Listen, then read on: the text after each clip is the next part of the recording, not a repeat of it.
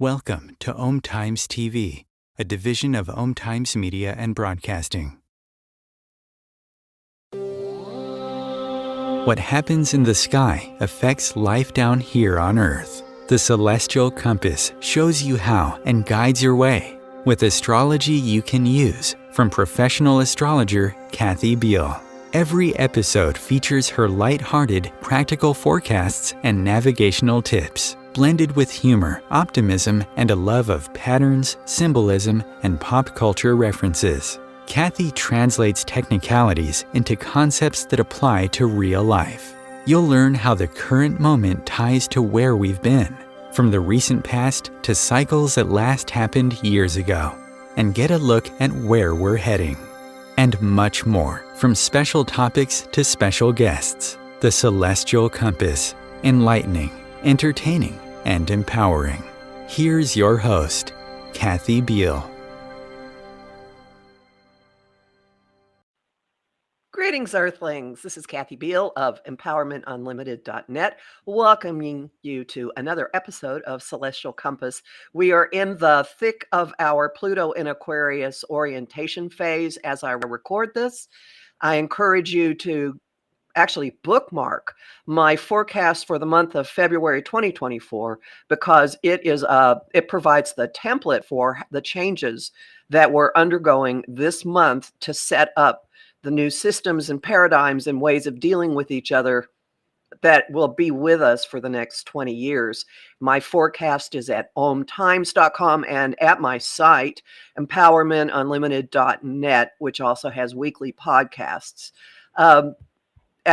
This week, we will be, in the third week of February, we will be assimilating a lot of the changes that have been made, the planets Venus and Mars, women and men, the masculine and the feminine, values, money, anger, aggression, drive, have both met with Pluto, the Lord of secrets and big power, and much more in the week before.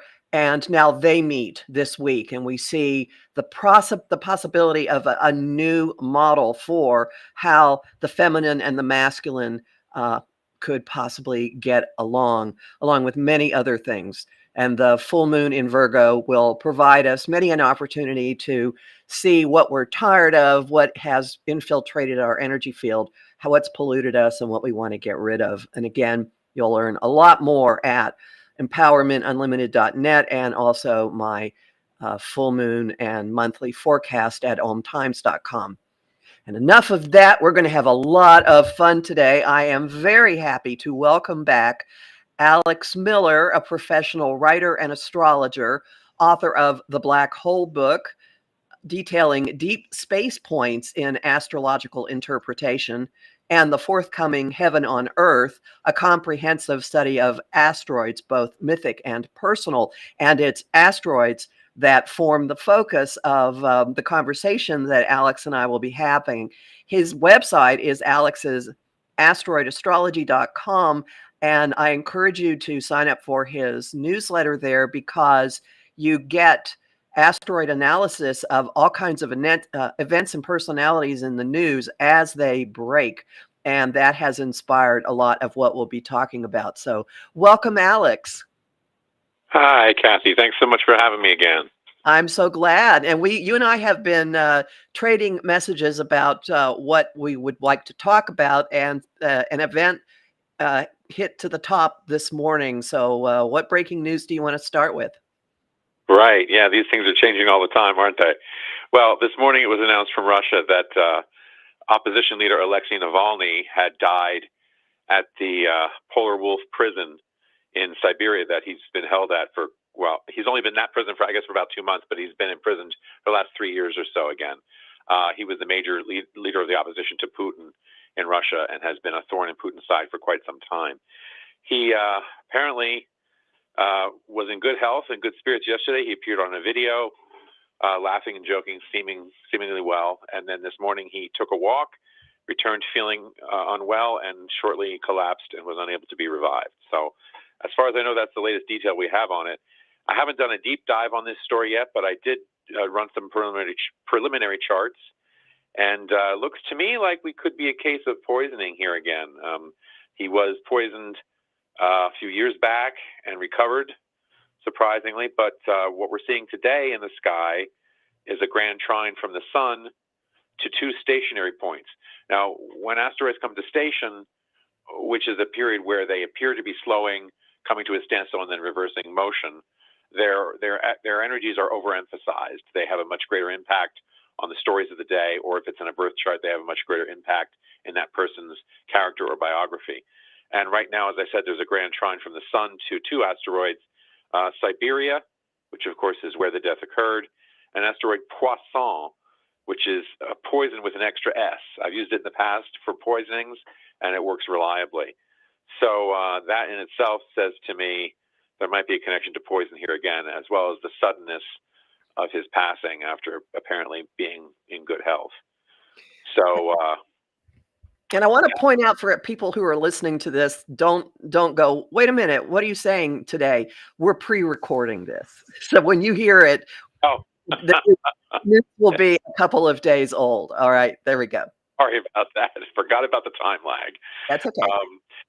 And then looking at Alexei's chart, natal chart, just briefly again, we have a number of other points that are at station. One is asteroid Putilin, which is my reference for Putin. It's the closest we have to Putin in the sky. And the other one is asteroid Nemesis, which he has certainly been to Putin, and which Putin has returned the favor on many occasions. Also asteroid Requiem, which relates to death. It's named for the funeral mass for the dead. These points, as well as Damocles, which is the doom or peril hanging unsuspected overhead. These are all points which are emphasized in his chart by being at station. Additionally, his sun is conjunct asteroid Anubis, which is named for the Egyptian deity governing funerary rites, so again, an image of death, and asteroid Wolf. And if you recall, I mentioned he died at the Polar Wolf prison. So that appears to be something that was kind of laid out from birth as to, a significant event, in this case, a death occurring, that's something related to the word wolf. So that's about as far as I've gotten into that so far, but I thought it was worth mentioning. Thank you. Uncanny as always. What would you like to segue to? You want to go to King Charles? Actually, let's just quickly go over the New York's 3 special election. Oh, yes. Sorry. Yes. Because again, this is a really good illustration of what I do and how crystal clear it can be sometimes in the skies. So on Tuesday, there was a special election held in New York's 3rd district, congressional district, to replace George Santos, who had been ousted finally in December after a career of much fraud and fallacy. Again, looking at the day, what I do is I'll look for proper nouns in the story, and I'll see what kind of asteroid matches I can have. From that, I plug them into the chart, along with obviously the planets that everyone's familiar with, and we see what comes up. And on the day of the election, just to sort of set the tone, we had the sun, and 1 degree prior to the sun is asteroid Washingtonia, which relates to D.C. and the federal government as Washington. And then 1 degree after the sun, we had asteroid House, which relates to the House of Representatives. So you can see for the day, the focus is going to be on the House of Representatives in Washington, which it was. As you know, there's a very slim Republican majority there, and it was the Republican seat that was vacated. So they're trying to hang on, and Democrats want to get a little bit closer to their own majority. So that was the focus of the day. And when we look from there, we see again a grand trine with 2 stationary points. The first one is Democritos. I'm sorry, this is not part of a grand trine for this. I apologize. That comes a little bit later. I'm ahead of myself.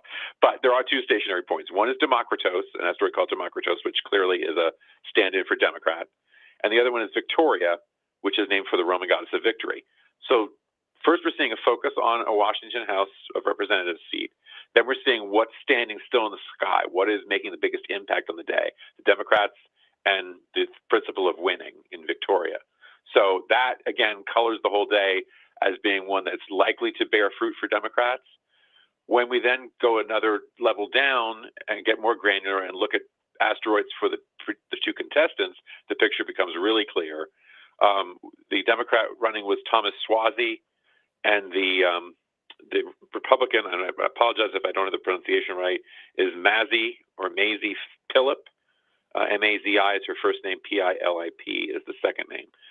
So to begin with, Tom Suozzi, there is an asteroid Thomas, and as an asteroid astrologer, I'm always very gleeful when I find an exact match because there's no wiggle room there. It's the more precise the match, the better the show is going to be in the chart.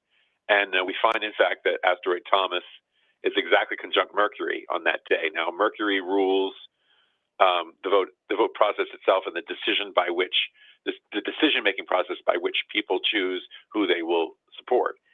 So having him right there is a pretty good place to be on election day, right? Tied up directly with the vote. Right. Nearby is asteroid Triumph. Oh, wow. Which is an anagram. It's Triumf, but it resonates to the word triumph. It's an anagram for a research facility in Canada. So there again, we're seeing, there looks like a positive thing. But when we plug in the additional points, this point actually forms a grand trine with that Victoria at station and Democritos at station. So we're seeing not just the chances of a Democratic Democritos victory, Victoria in an election, Mercury, but we're seeing the actual candidate's name right there as Thomas.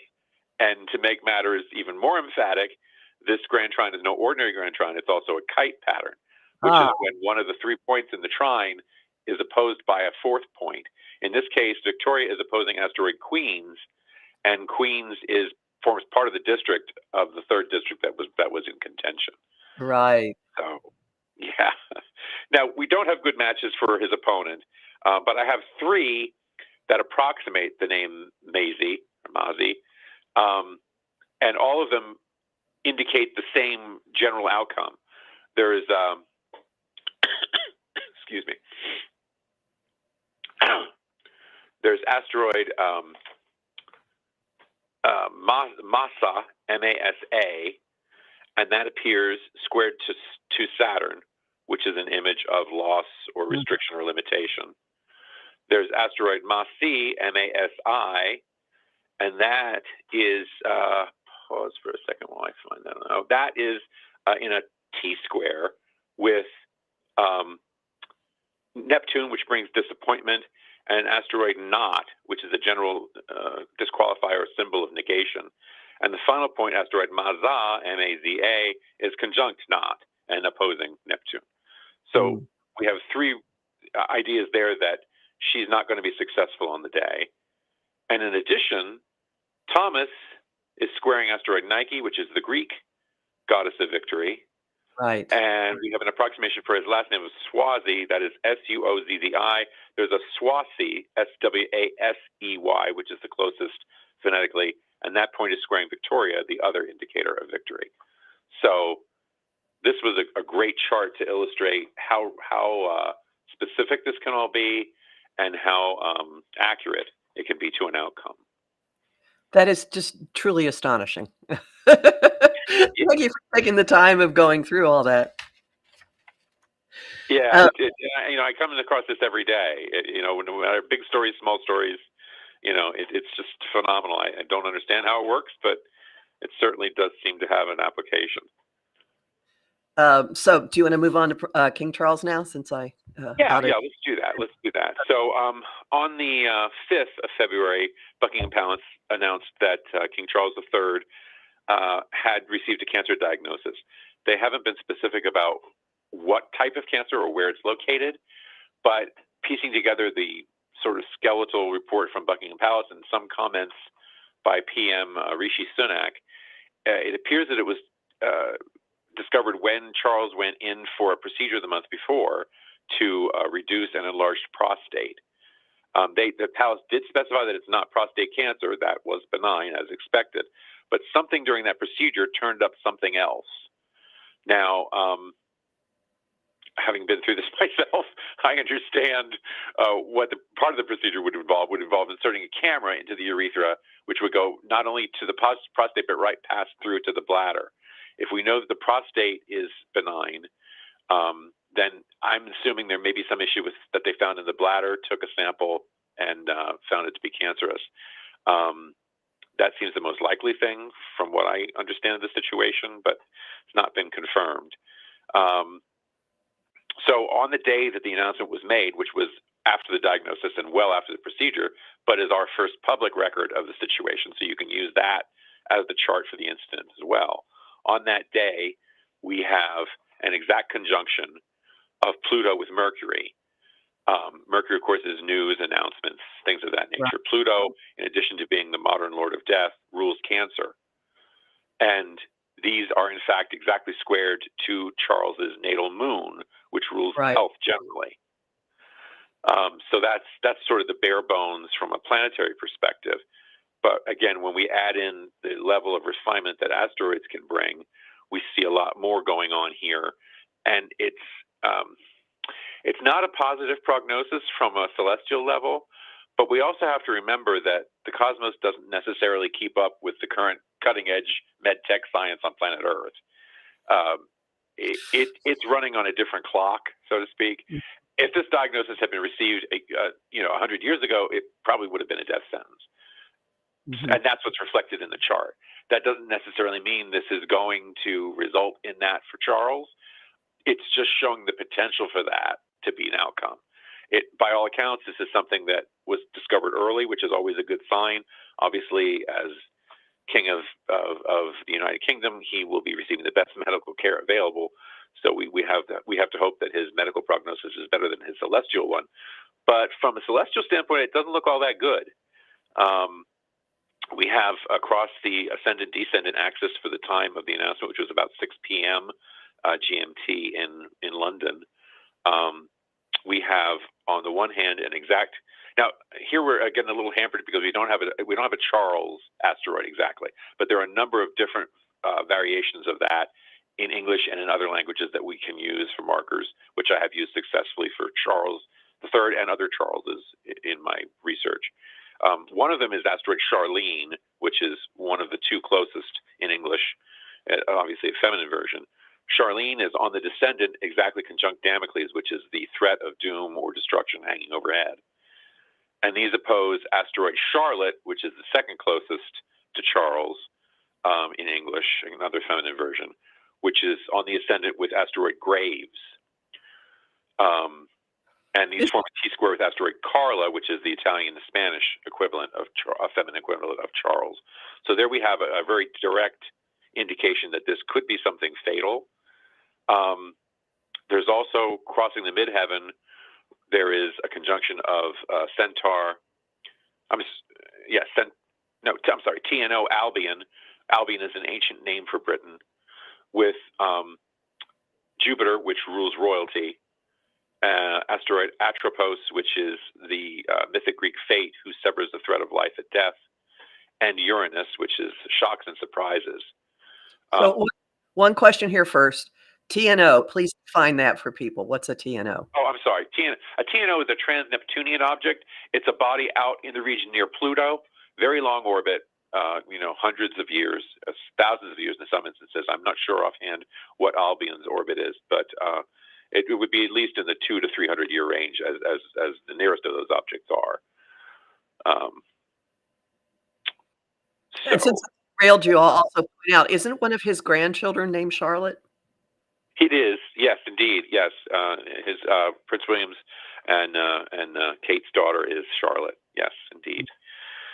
And she is actually the first the first woman to hold her place in succession in her own right, rather than waiting for her brothers. So she has an elder brother, but then she would be, I believe she was the second child.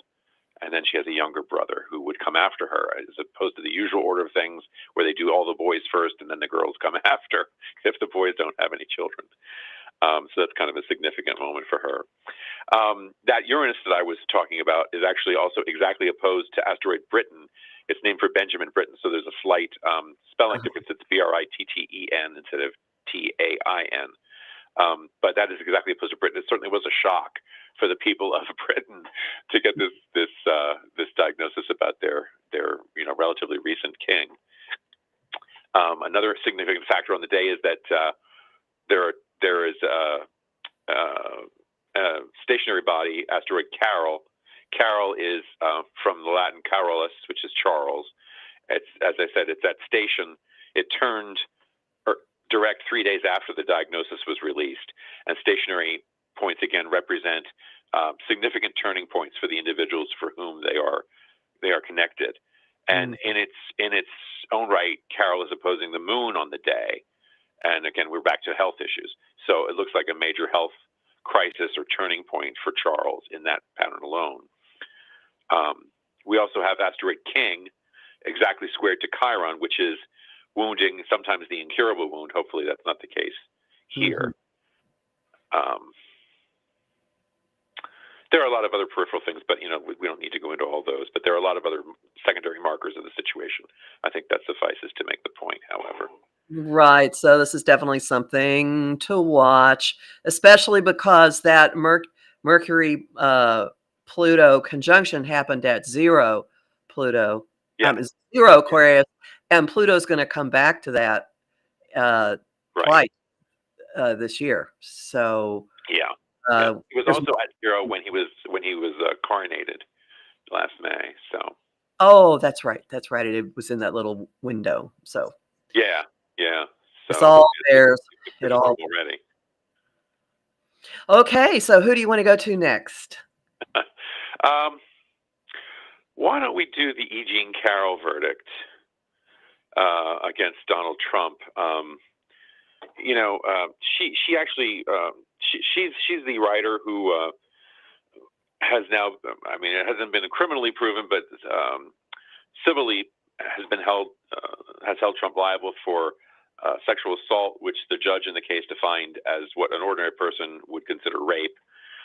When she was at a dressing room at Bergdorf Goodman's with him, and then sometime in the 90s, and after she came forward with the allegation when he was president, he defamed her quite a bit in public, called her crazy, ugly, said never happened, blah blah blah.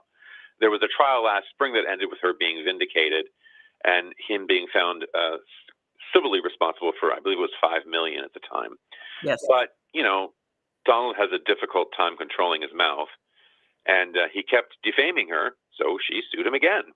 And in this instance, the case there was a summary judgment because he'd already been proved guilty of defamation, so they didn't have to have that phase of the trial.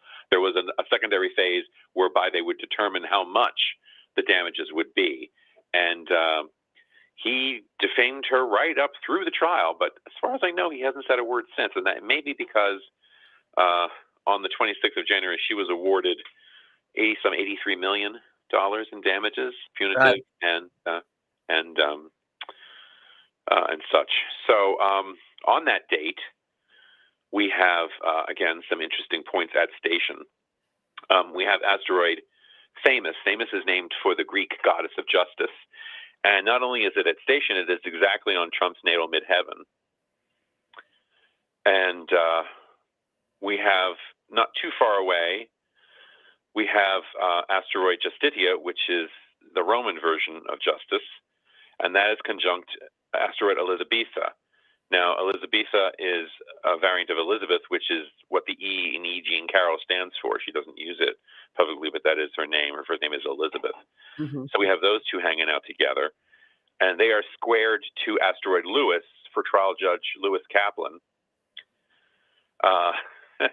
The lawyers get on the act here too, but I don't want to get that far into the weeds. The day itself showed a square from the sun, an exact square from the sun to an exact pairing of Nike and Jupiter. And Nike is again that winning, and Jupiter is big. Jupiter is big. right. Right? Jupiter financially rules the millions, right? So she got 83 million on the day that the sun squared Nike and Jupiter. So we have that element to it as well.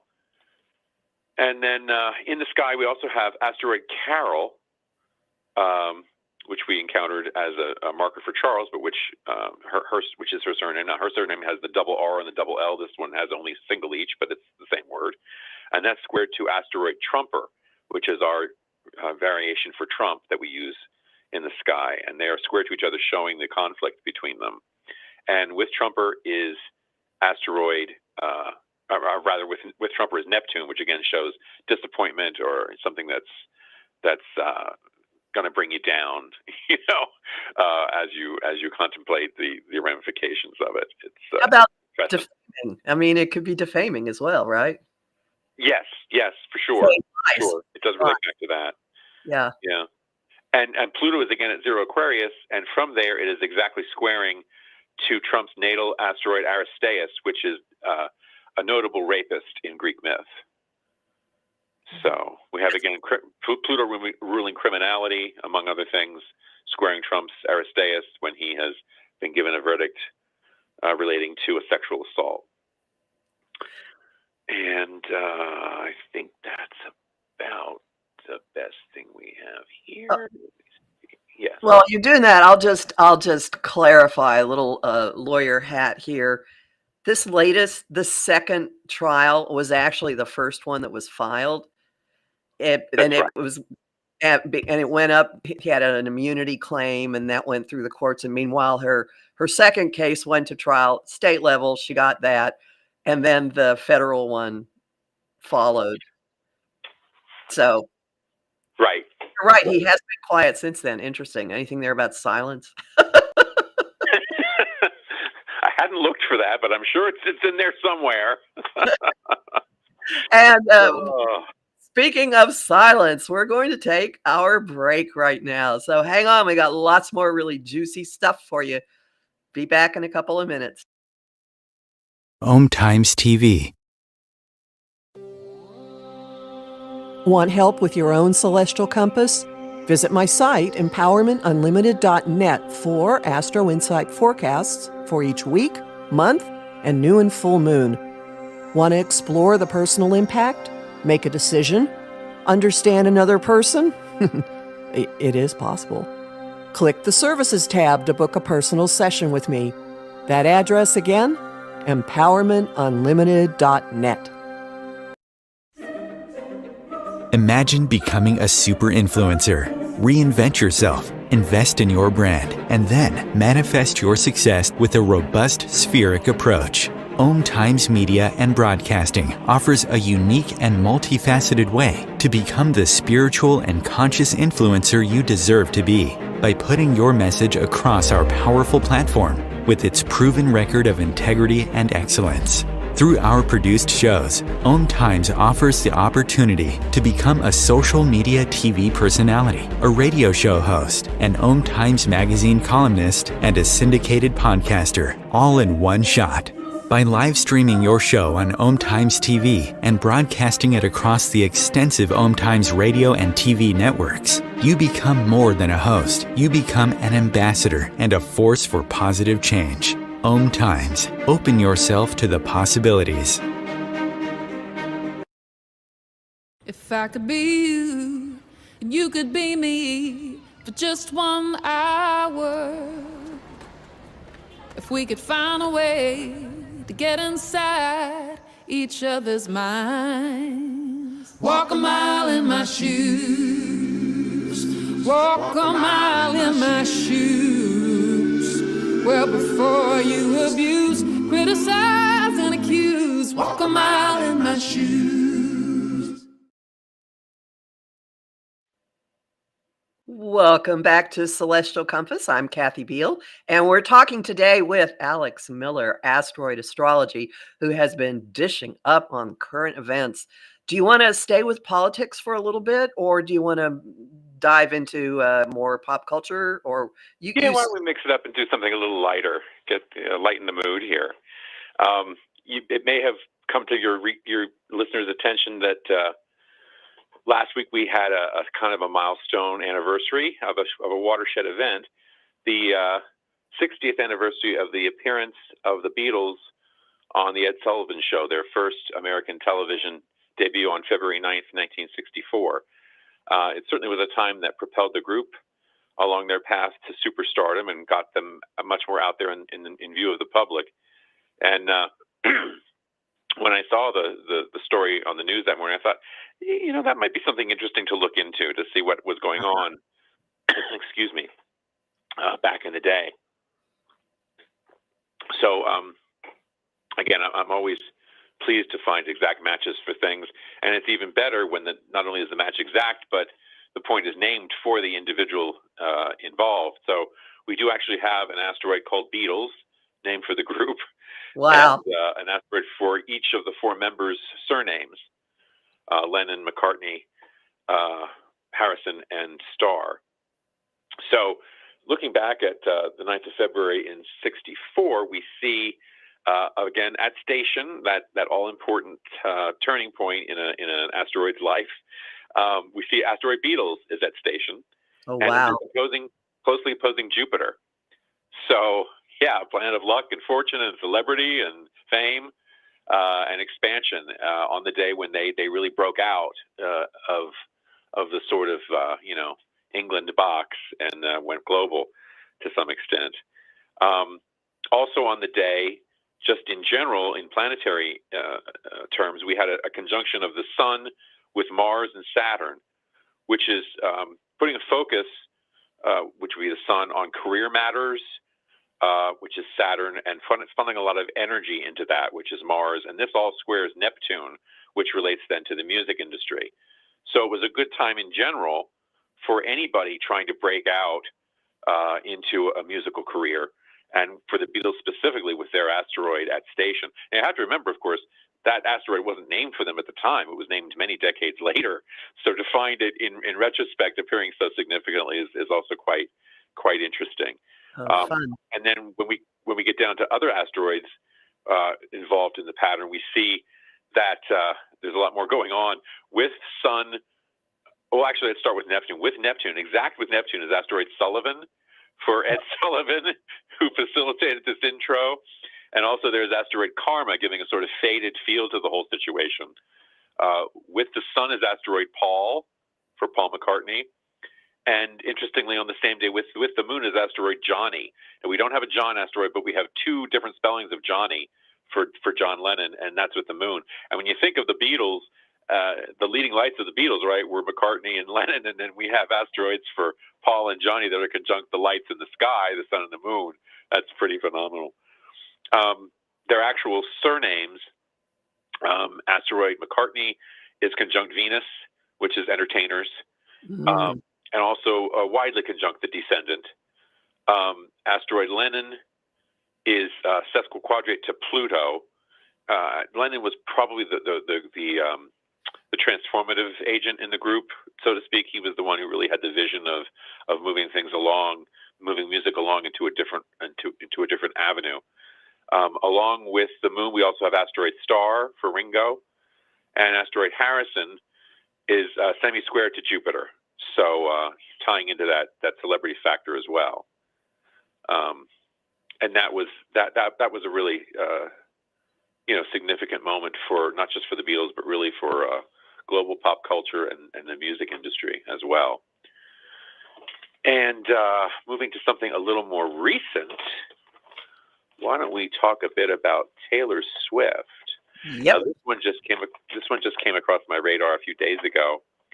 I believe at your suggestion. I believe so. It's making a wonderful article that I'll be posting on the site before this airs. So interesting with Taylor. She, a lot of times in an individual's chart, PNAs, that's my abbreviation for personal named asteroids, things like, Charles and Jones and Smith and Alex and whatever. They will oftentimes, most typically, I have had very rare exceptions on this, and usually in an untimed chart where I can't verify that it's not the case, but they will typically show up in connection to the Sun, the Moon, the Ascendant, or possibly Mercury, which rules the naming function. And Taylor Swift has this in spades. Asteroid Swift is exactly conjunct her Sun. Oh, wow. And asteroid Taylor is exactly trine the Sun and at station. So someone who has their own asteroid at station really has the potential, when it's an exact match, to really make a huge impact on the planet. Obviously, this isn't going to work out for everybody in every circumstance, but whenever their factors collude and join in the party, they can really make an impact. The example that comes to mind most readily is Diana, Princess of Wales, who had asteroid Diana at station not only at her birth but also at her death.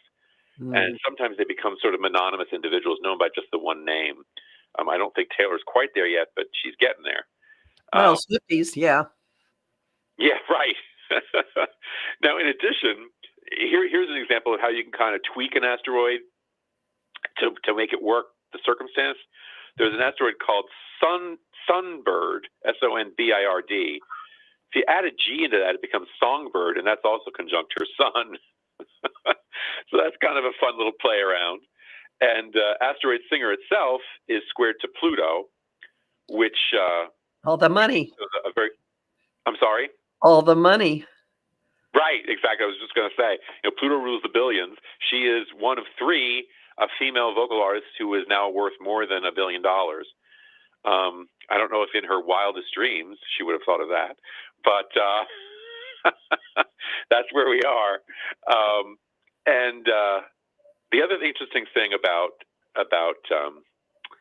Taylor is, she's had this string of pretty short relationships. I mean, by my count, she's had about 13 or 14 in the last 15 years. And that can be directly attributed to asteroid Aphrodite at station. Aphrodite is the Greek version of Venus, but she's not as focused on long-term relationships as Venus is. She likes the romance. She likes the chase.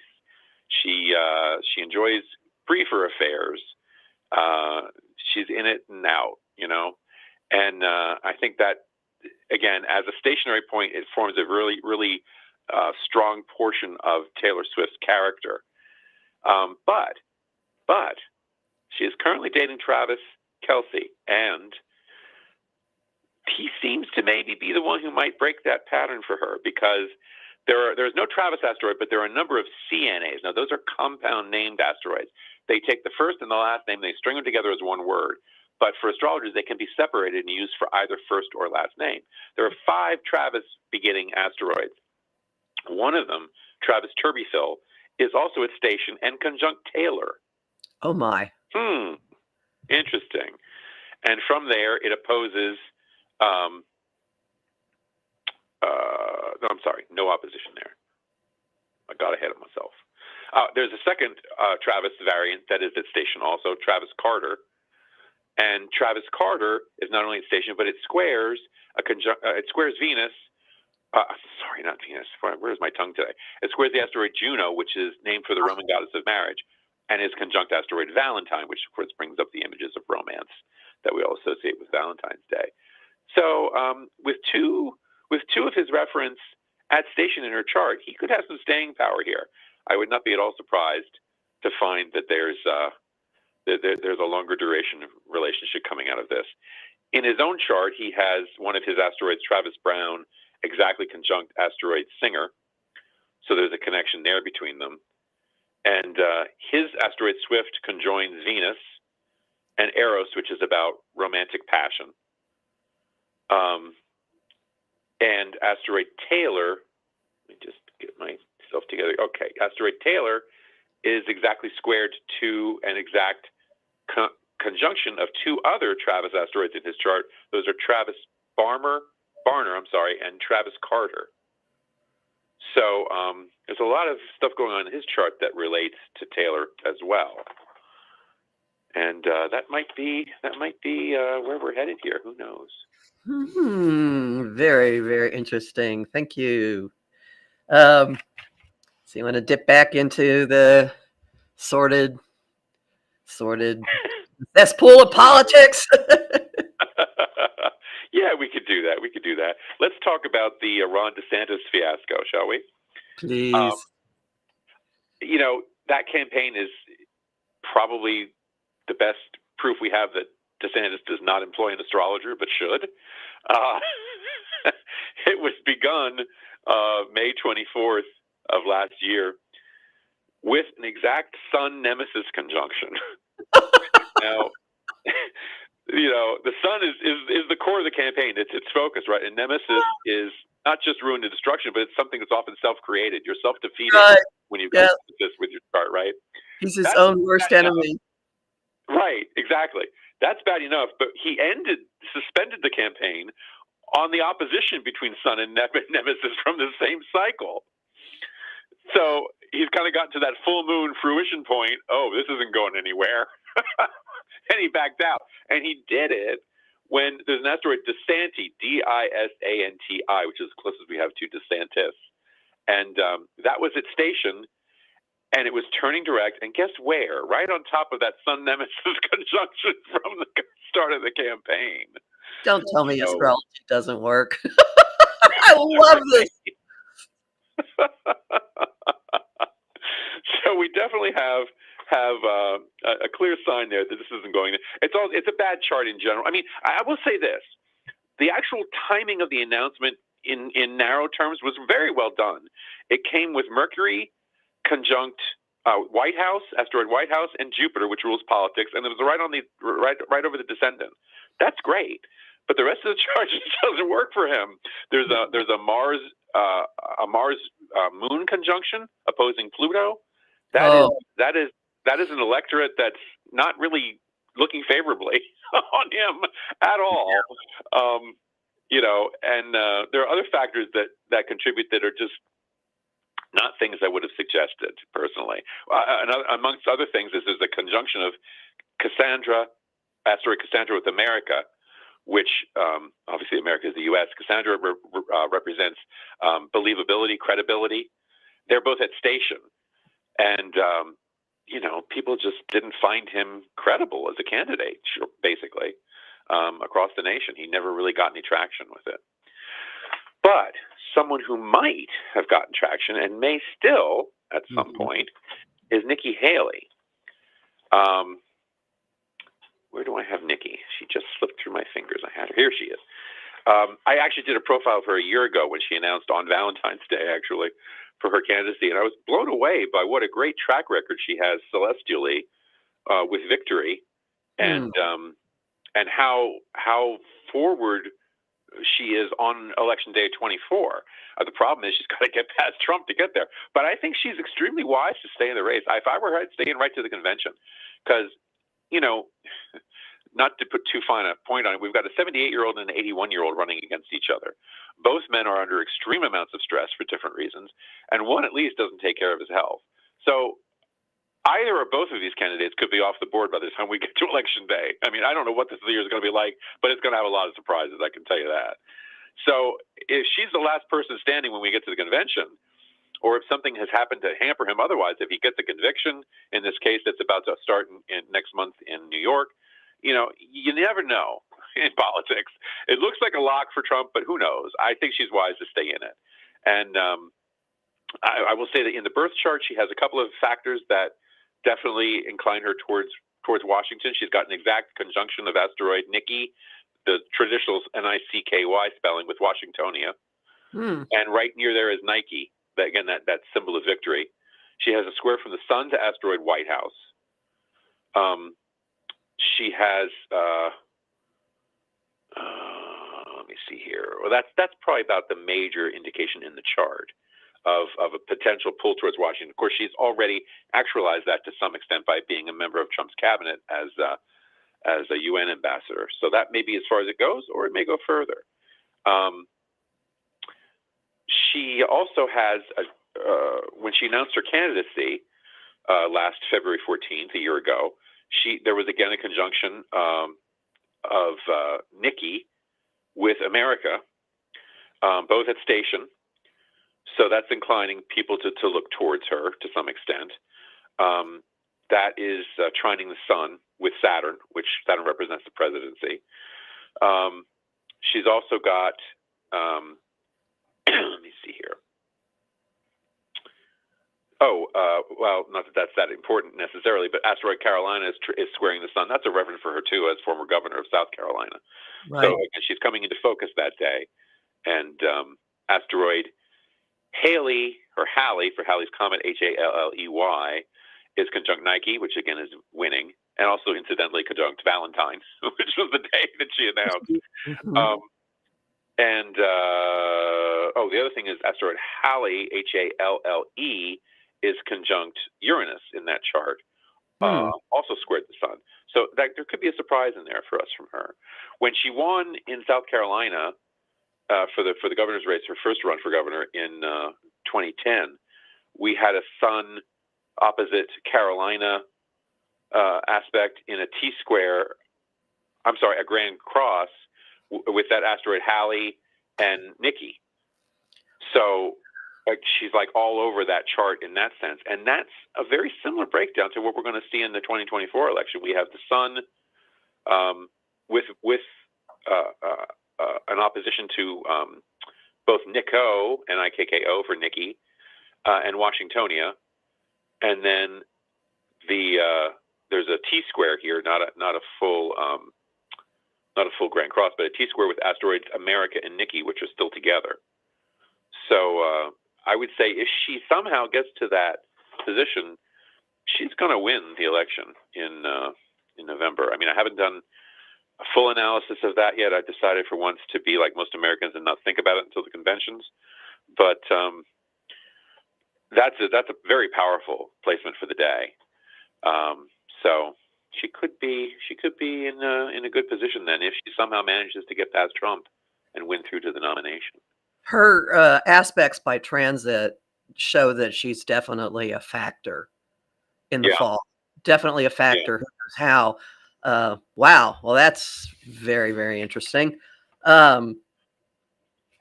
We have just under 10 minutes. Who else? Okay. What else do you want to look at? Well, you know what? Let's lighten it up again a bit. We've got some. We're in Oscar season now. The awards are coming up in less than a month, and I just thought I'd pick a couple of people that I've been profiling recently along those lines. Should I get this? Okay, yeah. So one of the individuals that I've taken a look at recently is Bette Davis, one of my favorites from back in the day in the golden age of Hollywood, and something I found particularly significant. Well, first off, just the general thing as to why Bette is who she is, right? We have her son opposing asteroid Actor. So clearly, interested in getting into the theater. And we also have asteroid Oscar. That's OSKAR. It's angular on her descendant, and it is squared to asteroid Betty on the midheaven. So again, you're seeing a prominence for her with Betty on the midheaven related to the Academy Awards with the square to Oscar, and both ends of that square being angular is significant also of increased importance or emphasis in her life. But what I found really interesting about her story was she got off to a really slow start. She was almost rejected. Well, she failed several screen tests, and then she Carl Freund, who was the chief cinematographer at Universal, suggested to the owner that he take her anyway because he loved her eyes, as did Kim Carnes many decades later. But so they took her. They had her under contract for a year. She made 6 films, all of which flopped. So they said, "Okay, see you later." But Warner Brothers picked her up, and in the next 2 years, they cast her in 20 films. Most of them, again, were flops. But she made this breakout role in 1934 in A Human Bondage as Mildred Rogers, this sort of slatternly, down on her luck kind of trampish waitress in that story, but by Somerset Maugham. She wasn't nominated that year, even though it was a really incredible performance that would create a lot of buzz. And there was such a backlash against that at the time the awards were chosen by like a governing body in the Academy of Motion Picture Arts and Sciences. There was a huge backlash against that, and they started a writing campaign that was actually supported by one of the other nominees, Norma Shearer. And Bette, though she wasn't technically on the ballot, she came in third in the voting that year. And that actually caused the organization to change to a membership voting system rather than them picking who they should, So the members essentially picked the nominees and then the winner as well. But in her chart, this is the fascinating thing. It's again, Mildred Rogers is the name of the character. Exact matches for both names, which we love to see, right? Yeah. So we've got asteroid Mildred at station, right? Again, denoting pivotal importance. It's in a grand trine with Saturn, which is her career, and Jupiter, which is celebrity and fame. But there's again a kite right opposite for Mildred is asteroid Rogers. So we have at her birth both names of the character that would propel her to a successful career and fame, sitting right there just waiting for her to grab that role. And a year later, after she failed in the writing campaign, she was actually selected as Best Actress for her work as Joyce Heath in the film Dangerous. And at the Academy Awards presentation, that was in 1935 was the film. The awards were in March of 36. At that ceremony, we have asteroid Heath at station opposing Joyce, and it's squared with asteroid Actor. And we have asteroid Oscar squared to both asteroids Betty and Davis. She won again 3 years later for Jezebel, where she plays Julie Marsden. We've got the Sun opposing Davis on the night she won that award. Oscar in a Grand Cross with asteroids Marsden, Julia for Julie, Jupiter, which again is that famous celebrity, and asteroid Nike, which is winning. So again, it's all laid out there. And it's not just at birth; it continues throughout the life as we reach important moments, and the skies continue to unfold that potential into reality. The other actress I took a look at was Meryl Streep, one of my favorites currently. She is one of the most nominated persons, probably the most nominated actress of all time. When you count all types of awards, SAG Awards, Golden Globes, yada yada, right. She's been nominated over 400 times for performances, and she's won more than 200. I don't know if I mentioned that Betty was the first. I think I did. That she was the first to garner 10 Academy Award nominations. She won twice. Meryl has won 3 times, but she actually has 20. Oh no, I didn't write that down. Nuts. Well, it's about 20 nominations. Wow. And again, in her chart, we're seeing a T-square from the Sun to asteroids Actor and Victoria. So again, the acting profession and a winning record, right? Which she certainly has. There is an asteroid Merrill, Merrill, which is a phonetic match for her name. Now, her given name was Mary, but her father came up with the nickname Merrill for her, which she never really liked, but it stuck, and so she's known as Merrill. But both asteroid Merrill and asteroid Mary are at station in her chart, which is interesting. Her given name and then the name that she became known by early on are in her chart there. She also has Oscar conjunct the MC, whereas Davis had it in square to the MC. But it's also squared to in a T-square with asteroids Kramer and Joanne. And of course, her first winning performance was as Joanna Kramer in Kramer versus Kramer.